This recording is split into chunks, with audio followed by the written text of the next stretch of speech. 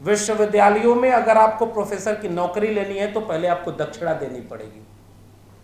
BHU के एक कुलपति का आंकड़ा सामने आ गया था कि कितने करोड़ रुपया उन्होंने नौकरी देकर के कमाया था।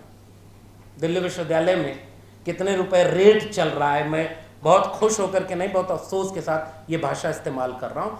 कांशी राम पर कार्यक्रम करने वाला वर्धा विश्वविद्यालय के लोगों ने अपने यहाँ के बच्चों को सस्पेंड कर दिया था और अभी 3 बच्चों को सस्पेंड किया है। कोर्ट ने नोटिस दी कि विश्वविद्यालय ऐसा कैसे कर सकता है, वहां कोई भी प्रोग्राम कर सकता है। अब इन विश्वविद्यालयों में सेमिनार कराने के लिए अगर आप कोई जगह मांगिए तो आपको जगह नहीं मिलेगी। एक हमारा कॉलेज है दिल्ली विश्वविद्यालय का, उसमें 1 हफ्ते 10 दिन पहले 76 कुंडी महायज्ञ हुई है। वो वही कॉलेज है जिसने लड़कियों के हॉस्टल की जमीन पर गौशाला बनाने का प्रस्ताव रखा था। एक धर्म का झंडा लेकर एक धर्म के कार्यक्रम में विश्वविद्यालय परिसर के भीतर नाच रहे थे और वो नारे लगा रहे थे जो बाहर कम पढ़े लिखे लोग लगाते थे। तो हमें कम डर लगता था कि चलो पढ़े लिखे लोग तो समझदार होंगे, कौन पढ़ाई करेगा, जिसको पढ़ने का मौका मिलेगा। और कलम किताब को कुछ चंद पूंजीपतियों का गुलाम बना दिया गया है। अब इसमें बचाने को भी नहीं। इसलिए मैंने किसान आंदोलन से इसको जोड़ा कि वो समझ गए कि फसल और नस्ल बिक रही है तो बचाने एक बार आए, दोबारा फिर आ रहे हैं।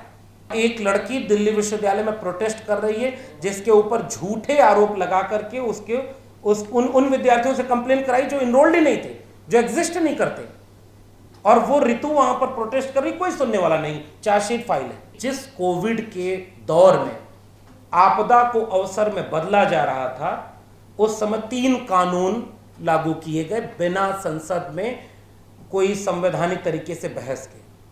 उनमें किसानों के सुधार के नाम पर जो बिल आई उसमें तो फिर भी थोड़ी बहुत बहस हुई थी, और अंत में जब वोटिंग का दृश्य आया तो किस तरह से लोकतंत्र को धता बता करके वो बिल पास कर दिए गए। नौकरी छीनी क्यों, हमें विश्वविद्यालयों से बाहर क्यों निकाला?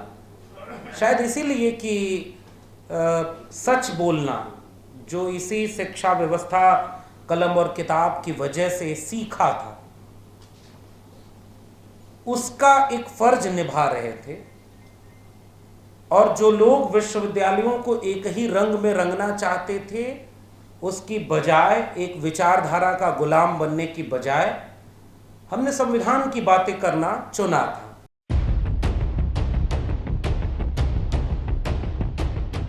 उन सभी दोस्तों का शुक्रिया जिन्होंने इतनी महत्वपूर्ण प्रेस कॉन्फ्रेंस रखी है और यंग इंडिया चार्टर 2024 के लिए पिछले दिनों देश भर के कई विश्वविद्यालयों के बीच जाकर के नौजवानों के सवाल, विद्यार्थियों के सवाल पर ये प्रेस कॉन्फ्रेंस रखी और आंकड़ों के साथ इन्होंने पिछले 10 साल का जो केंद्र सरकार का रवैया रहा है शिक्षा को लेकर के, उसके पूरे आंकड़े इन्होंने सार्वजनिक किए।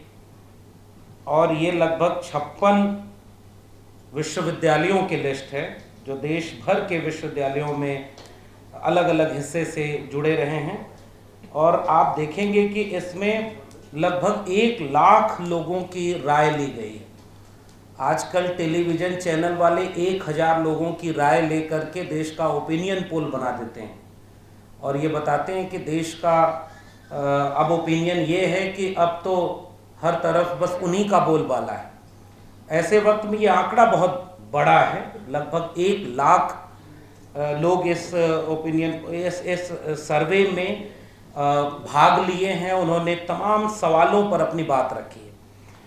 बहुत सारे हमारे दोस्त हैं जो अलग अलग मसलों पर अपनी राय रख चुके होंगे और लोग रखेंगे। मेरा यहाँ आने का एकमात्र मकसद है, जब इस यंग इंडिया के साथियों ने ये संपर्क किया कि आपको आना चाहिए, तो मुझे लगा कि विश्वविद्यालय का सवाल है और विश्वविद्यालय ने जिस व्यक्ति को निकाल दिया, नौकरी छीन ली, अब उसकी कितनी भूमिका होनी चाहिए इस तरह के सवालों पर बात करने के लिए। फिर मैंने ये सोचा कि नौकरी छीनी क्यों, हमें विश्वविद्यालयों से बाहर क्यों निकाला? शायद इसीलिए कि सच बोलना, जो इसी शिक्षा व्यवस्था कलम और किताब की वजह से सीखा था,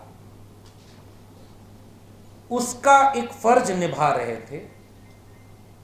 और जो लोग विश्वविद्यालयों को एक ही रंग में रंगना चाहते थे, उसकी बजाय एक विचारधारा का गुलाम बनने की बजाय हमने संविधान की बातें करना चुना था। और ये बात जिल्ले इलाही और उनके लोगों को पसंद नहीं। अब वो चाहते हैं कि एक ही रंग के लोग देश भर के विश्वविद्यालयों में रहें। तो इस बात को अगर विश्वविद्यालय के भीतर जो है वो बात नहीं बोलेगा, तो विश्वविद्यालय के बाहर के लोगों को कैसे पता चलेगा कि अंदर क्या हो रहा है। इस सर्वे में और तरह की चीजों में वो बातें आई होंगी। हमने 14 साल एकेडमिया में रहते हुए और पिछले लगभग 2 दशक इलाहाबाद विश्वविद्यालय से पढ़ाई करने के बाद दिल्ली विश्वविद्यालय में पढ़ाई और उसके बाद यहाँ पढ़ाने का जो अनुभव रहा, उसमें साफ तौर पर अपने सामने इन शैक्षणिक संस्थानों को बर्बाद होते देखा है। आज जब मैं आपके यहाँ बैठा हूँ तो जिस कॉलेज से मुझे निकाला गया, वहाँ के लोगों का कभी कभी फ़ोन आता है हालचाल लेने के लिए, और वो जो सिस्टम में अंदर बैठे हैं वो कहते हैं कि अब माहौल इतना बदल चुका है कि कई बार लगता है कि हम यहाँ अंदर रहेंगे कैसे, क्योंकि एक किस्म के विचार के लोग भर दिए गए। तो ये एक वैचारिक हमला है। और जिस शिक्षा व्यवस्था को हमने देखा, सुना, समझा है, उसमें तो सबसे पहली बात यह सिखाई जाती है कि आप सच के साथ खड़े होंगे, आप तथ्य और तर्क के साथ खड़े होंगे, आप भीड़ का हिस्सा नहीं बनेंगे। और मौजूदा दौर के निजाम ये चाहते हैं कि विश्वविद्यालय भी भीड़ में तब्दील हो जाए, वहां सोचने समझने वाले लोग न रहें। इसलिए वो सिलेबस भी बदल रहे हैं। अब काफी कुछ तो बदल चुका है। अभी जब हम यहां बैठे हैं, ठीक इसी समय इसी दिल्ली के बॉर्डर पर किसानों का आना शुरू हो रहा है और दिल्ली में धारा 144 लगा दी गई। जो कीलें और जो बाढ़ देश के सीमाओं को हिफाजत करने के लिए लगाए जाने चाहिए, वो अब किसानों से दिल्ली की हिफाजत के लिए लगाए जा रहे हैं। इससे रिश्ता हमारा ये बनता है कि जिस कोविड के दौर में आपदा को अवसर में बदला जा रहा था, उस समय 3 कानून लागू किए गए बिना संसद में कोई संवैधानिक तरीके से बहस के। उनमें किसानों के सुधार के नाम पर जो बिल आई, उसमें तो फिर भी थोड़ी बहुत बहस हुई थी। और अंत में जब वोटिंग का दृश्य आया तो किस तरह से लोकतंत्र को धता बता करके वो बिल पास कर दिए गए। संसद में पास हो गया कानून, लेकिन उस कानून को किसानों ने नहीं माना। उन्होंने ये कहा कि ये फसलों और नस्लों को निजी हाथों में बेच देगा। 13 महीने 750 किसानों को शहीद होना पड़ा, आंदोलन चला और उन्होंने उस सरकार को झुकने पर मजबूर कर दिया जो कहते थे कि हम कोई भी कदम आगे नहीं बढ़ाते। उनको कहना पड़ा कि तपस्या में कमी रहेगी।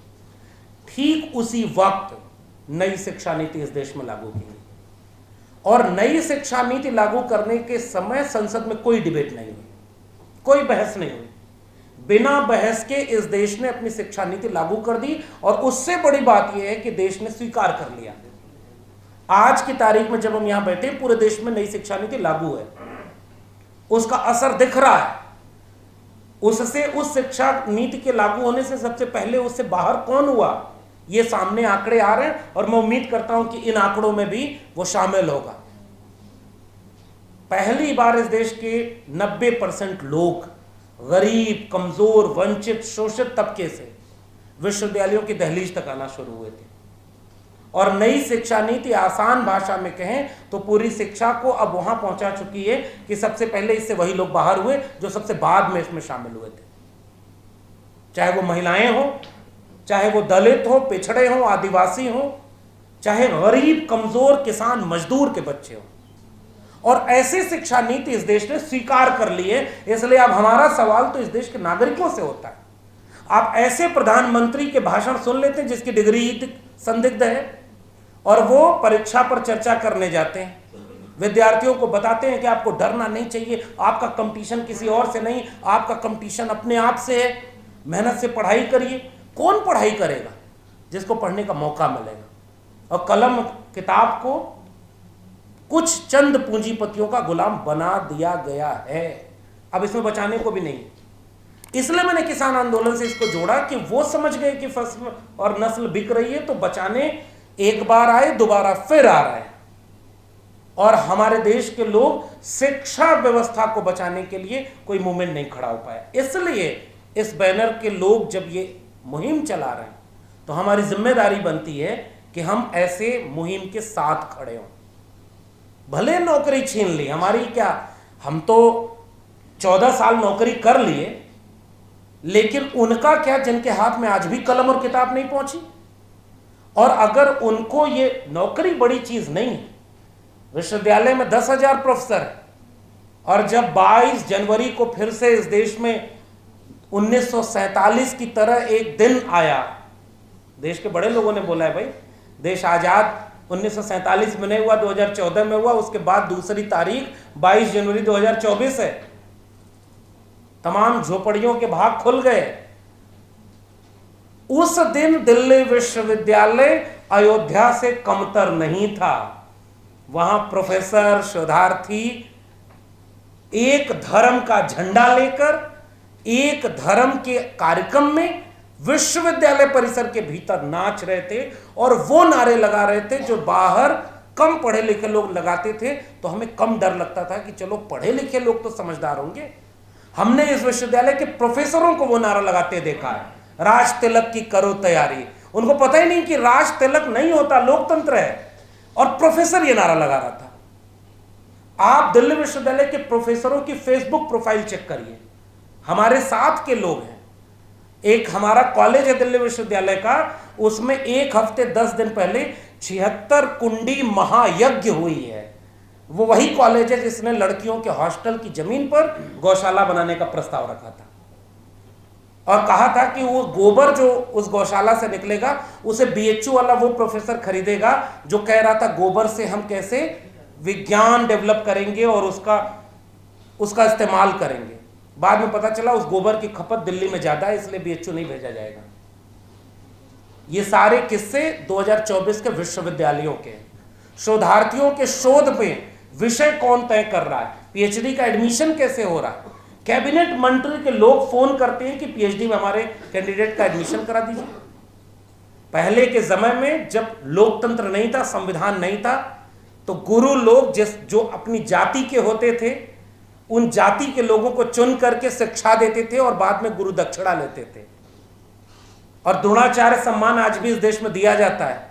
अगर द्रोणाचार्य है तो एकलव्य भी होगा और पूछा जाएगा कि एकलव्य का अंगूठा कब काटा गया। आज के एकलव्य का करियर ही छीना जा रहा है।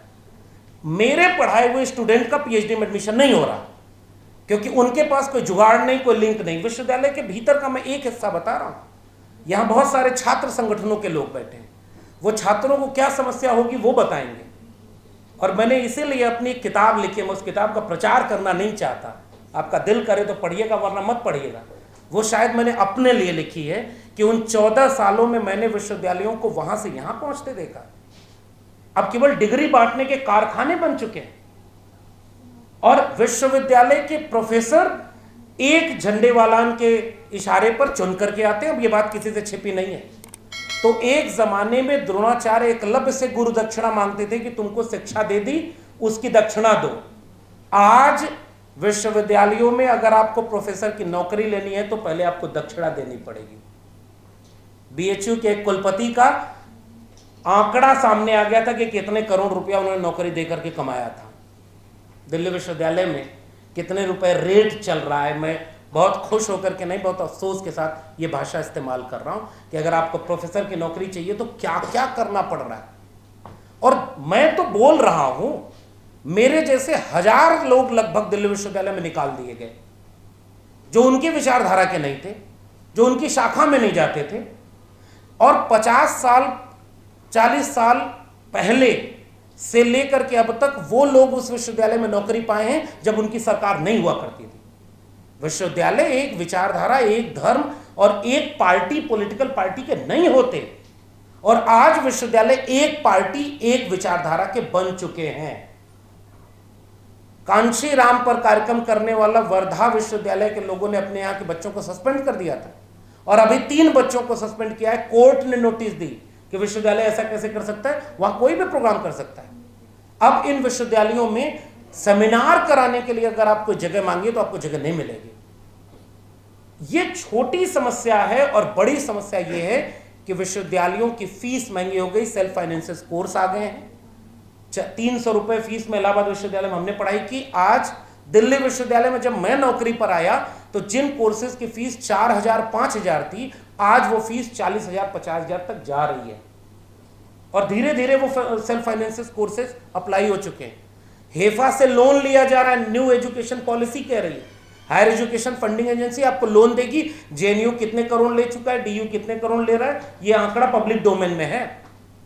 और इसलिए मैं ये बात कहना चाहता हूं, और यहां आने का मकसद यही है कि कई बार नाउम्मीदी से लाख बेहतर है एक उम्मीद दागदार सही। जब भी कोई ऐसी उम्मीद दिखती है कि कुछ नौजवान, कुछ छात्र संगठन उस नौजवान भारत को बचाने के लिए अपना एक एजेंडा ला रहे हैं, तो यह बात कहना हमारी जिम्मेदारी है कि हम उस एजेंडे के साथ खड़े हैं।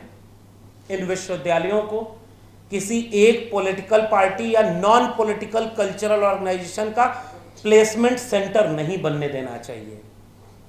मैं यहां बैठा हूं, मुझे नौकरी प्रोसीजर फॉलो करके निकाली दी गई, और एक लड़की दिल्ली विश्वविद्यालय में प्रोटेस्ट कर रही है जिसके ऊपर झूठे आरोप लगा करके उन विद्यार्थियों से कंप्लेन कराई जो इनरोल्ड ही नहीं थे, जो एग्जिस्ट नहीं करते, और वो ऋतु वहां पर प्रोटेस्ट कर रही, कोई सुनने वाला नहीं, चार्जशीट फाइल है। और अब विश्वविद्यालय में इस तरह के माहौल पूरी तरह बदल चुके हैं। मैं आखिरी बात कहना चाहता हूं, शिक्षा का मतलब यह होता है कि वो अपने नागरिकों में चेतना पैदा करेगी। अब उसे डिग्री बांटने के कारखाने बना दिए गए, केवल डिग्री दी जाएगी। एटीएम मशीन में एटीएम लगाइए, पैसा लीजिए। अब यहां विश्वविद्यालय में पैसा डालिए, डिग्री ले जाइए। और ये डिग्रियां बांटने के कारखाने सोशल जस्टिस को पूरी तरह से खत्म कर देंगे। अब इनमें कोई गेस्ट फैकल्टी, अब एडहॉक अपॉइंटमेंट बंद हो गया, ये आखिरी चंक था, आरएसएस के लोगों ने अपने लोगों को भर दिया। गेस्ट फैकल्टी में कोई रिजर्वेशन नहीं है। जैसे लेटरल एंट्री में 340 लोग सेक्रेटरी बनाए गए डायरेक्ट, उसमें कोई रिजर्वेशन नहीं, कोई भी SC ST OBC नहीं है, वैसे अब रिजर्वेशन पूरी तरह खत्म कर दिया। तो एजुकेशन सिस्टम में बचा क्या है? सिलेबस में अब पढ़ाया जाएगा सुंदर कांड, कबीर नहीं पढ़ाए जाएंगे, और पढ़ाए भी जाएंगे तो उनके कैसे दोहे होंगे जिससे पढ़ के लोगों को लगे कि कबीर भी पढ़ने लायक नहीं है। पूरी तरह सिलेबस बदल गया। मैं हिंदी का हूं इसलिए उसका रेफरेंस ले रहा हूं। तो सिलेबस पूरी तरह बदल गया, जो पीढ़ियां बदल देगा। पढ़ाई महंगी हो गई, गरीब कमजोर मजलूम के बच्चे अब इस पढ़ाई से दूर हो जाएंगे, और विश्वविद्यालय घोर भ्रष्टाचार के अड्डे बन चुके हैं। अगर इन्हें बचा सकते हैं तो ये जो 1 लाख लोग अभी भी हिम्मत किए हैं, यंग इंडिया के लोगों ने जो हिम्मत की है, अगर इससे बचा सकते हैं तो इस बचाने की मुहिम के साथ हम शामिल हैं। आपने मुझे आमंत्रित किया, बहुत बहुत धन्यवाद।